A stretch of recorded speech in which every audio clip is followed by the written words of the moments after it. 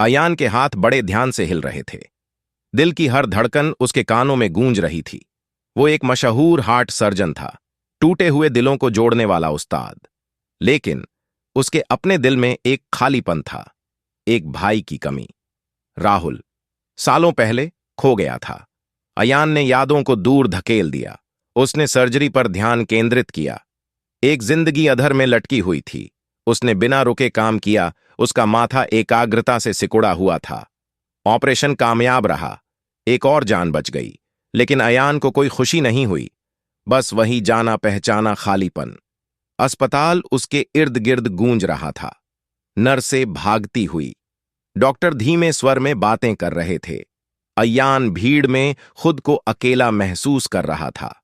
वो चाहता था कि कोई तो हो जिसके साथ वो अपना बोझ बांट सके, कोई जो उसके दर्द को समझे। मेघला, एक नई नर्स, अस्पताल के गलियारों में एक प्यारी सी मुस्कान के साथ घूमती थी। हालांकि उसकी यह खुशी एक गहरे गम को छुपा रही थी। उसका प्रेमी राहुल बिना कुछ कहे गायब हो गया था। दिन हफ्तों में बदल गए, फिर महीनों में। हर गुजरते दिन के साथ उम्मीद कम होती गई। उसने खुद को अपने काम में झोंक दिया। मरीजों की देखभाल ने उसे अपने दुख से एक अस्थायी राहत दी। एक दिन उसने खुद को अयान की सहायता करते हुए पाया।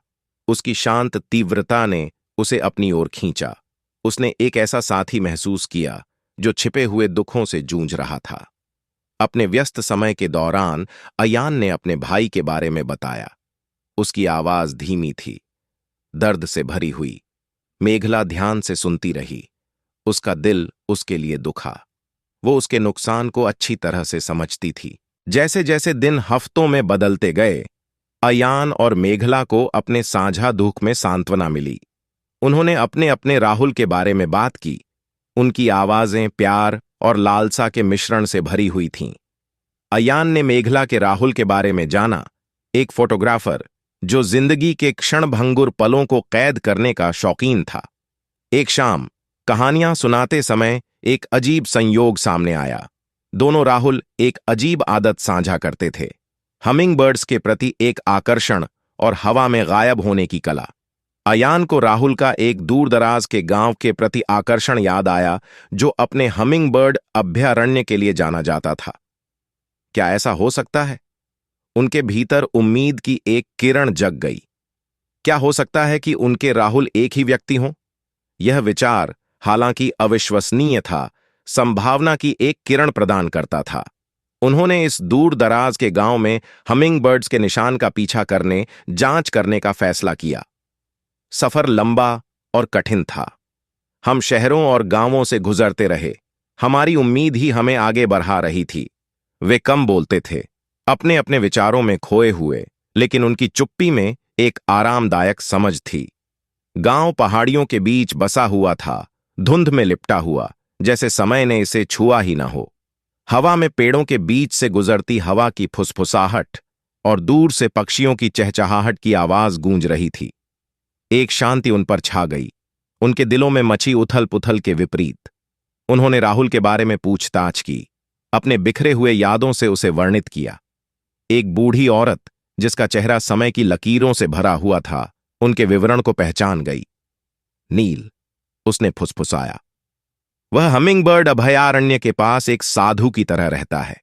उन्होंने उसे जंगल के किनारे एक छोटे से झोपड़ी में पाया, हमिंगबर्ड्स से घिरा हुआ।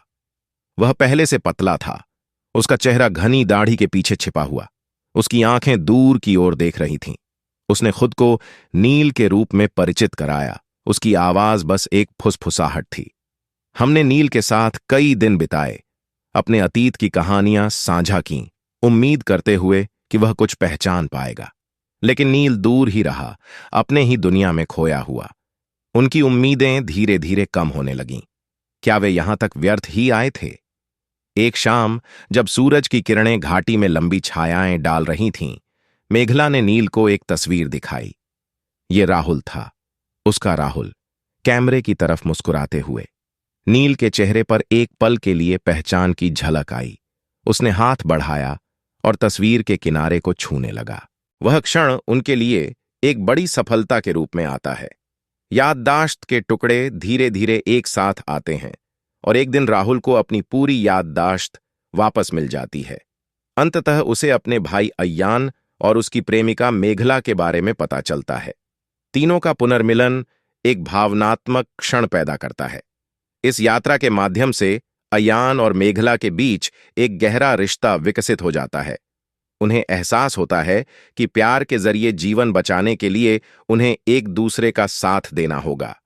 कहानी के अंत में वे सभी एक साथ एक नया जीवन शुरू करते हैं, जहां से उनकी कहानी का एक नया अध्याय शुरू होता है। इस तरह की कहानी सुनने के लिए सब्सक्राइब करें और अपने दोस्तों से शेयर करें ताकि और लोग भी सुन सकें।